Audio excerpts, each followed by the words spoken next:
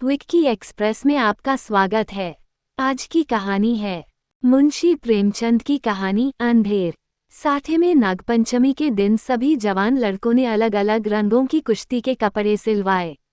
ढोल नगाड़े बज रहे थे क्योंकि कुश्ती का मुकाबला होने वाला था। महिलाएं आंगन को गोबर से लिपकर गीत गाती हुई नाग देवता को पूजने के लिए कटोरी में दूध लेकर जा रही थीं। साठे की तरह ही पाठे दोनों गंगा किनारे बसे हुए गांव थे।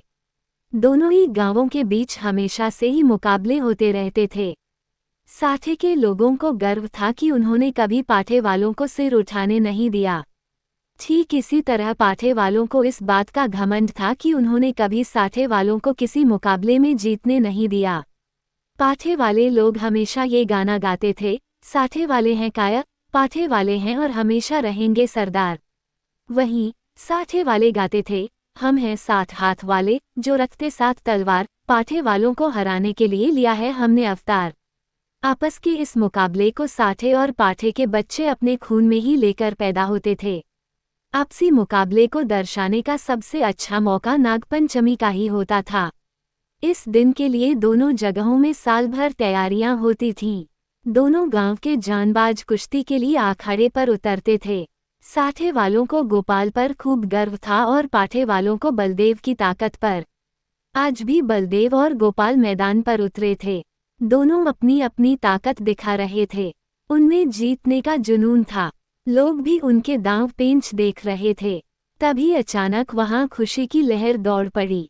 अपनी खुशी का इजहार करने के लिए कुश्ती देखने के लिए खड़े लोग कभी पैसे उछालते, कभी टोपी तो कभी बर्तन व बताशी उड़ाते। वहां मौजूद लोगों ने गोपाल को गोद में उठा लिया और जश्न मनाने लगे। बलदेव और उसके जीतने की आस रखने वाले लोग मन ही मन निराश हो गए। रात के 10 बजे का समय था। हल्की बिजली चमक रही थी, बारिश पड़ रही थी और पूरी तरह अंधेरा था। सिर्फ वहां अब मेरेकों की ही आवाज आ रही थी। अंधेरा इतना गहरा था कि साठे की झोपड़ियां भी नजर नहीं आ रही थीं। गांव से थोड़ी दूरी पर खेत थे जहां फसल लहलहा रहे थे। वहां जंगली जानवरों की आवाज ही आती थी। इसके अलावा कोई दूसरी आवाज आती तो रोंगटे खड़े हो जाते थे। उस अंधेरे में आग की लपटें ही सहारा होती थी। उस लहलहाते खेत की रखवाली करने का जिम्मा हर रात को किसी न किसी का होता था। अब किसानों का गांव था तो खेती बाड़ी की चिंता तो करना तो बनता था। इस रात खेती की देखरेख करने का जिम्मा गोपाल का ही था। चारों तरफ काली अंधेरी रात थी। वो खेतों के आसपास ही था, लेकिन नींद बहुत तेज आ रही थी। वो किसी तरह से अपनी नींद को भगाने की कोशिश कर रहा था। इसी कोशिश में कुछ देर बाद गोपाल हल्की आवाज में गाने लगा।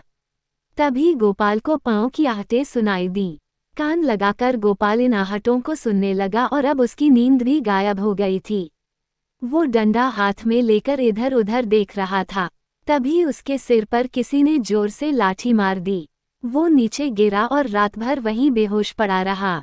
बेहोशी की हालत में भी उस पर कई बार वार किए गए। उस पर वार करने वालों को लगा कि वो मर गया है, लेकिन ऐसा नहीं था।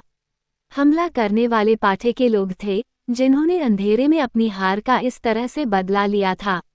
गोपाल न तो पढ़ा लिखा था और न ही तेज दिमाग वाला। बस उसका शरीर 6 फुट का था और आवाज काफी भारी। मन से ऐसा निडर कि शेर की दहाड़ से भी न डरे। आज वो चोट खाए हुए अपने घर के बिस्तर में लेटा हुआ था। रात को हुई इस तरह की वारदात की वजह से गांव में पुलिस पहुंच गई। गांव में पुलिस को देखकर कुछ लोग डर गए तो कुछ रोने धोने लगे। गोपाल ने अपने साथ जो भी हुआ उसकी रिपोर्ट भी नहीं लिखाई थी। दरोगा ऐसा था कि बिना गाली के उसके मुंह से एक बात भी नहीं निकलती थी। वो मुखिया से सवाल जवाब करने लगा। मुखिया ने दरोगा से कहा, मुझे माफी दे दीजिए।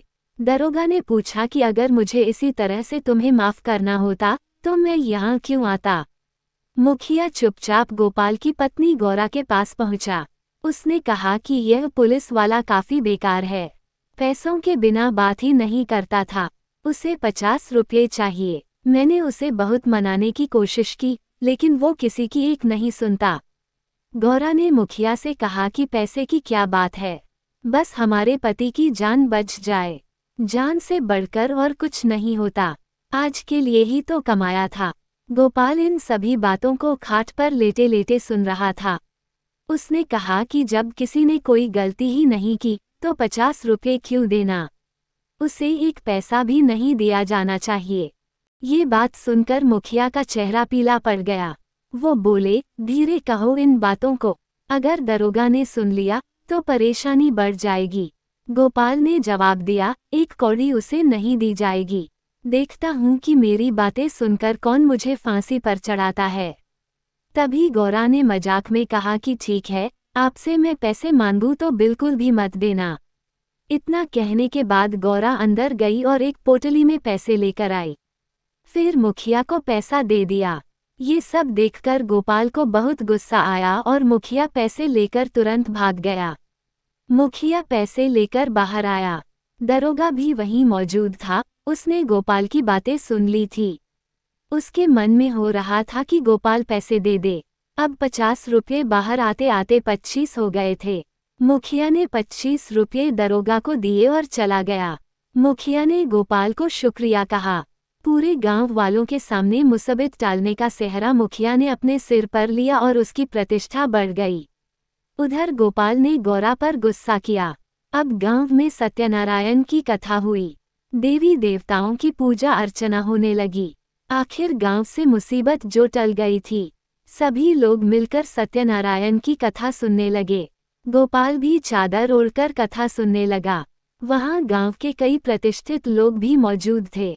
पटवारी ने गोपाल से कहा कि सत्यनारायण की वजह से ही तुम पर किस तरह की आंच नहीं आई।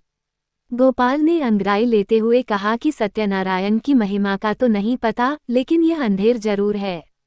कहानी से सीख, मुसीबत पड़ने पर दिमाग से काम लेना चाहिए, यूं ही किसी पर भी भरोसा नहीं करना चाहिए। सुनने के लिए धन्यवाद। मेरा चैनल सब्सक्राइब करें, लाइक और शेयर भी करें। धन्यवाद।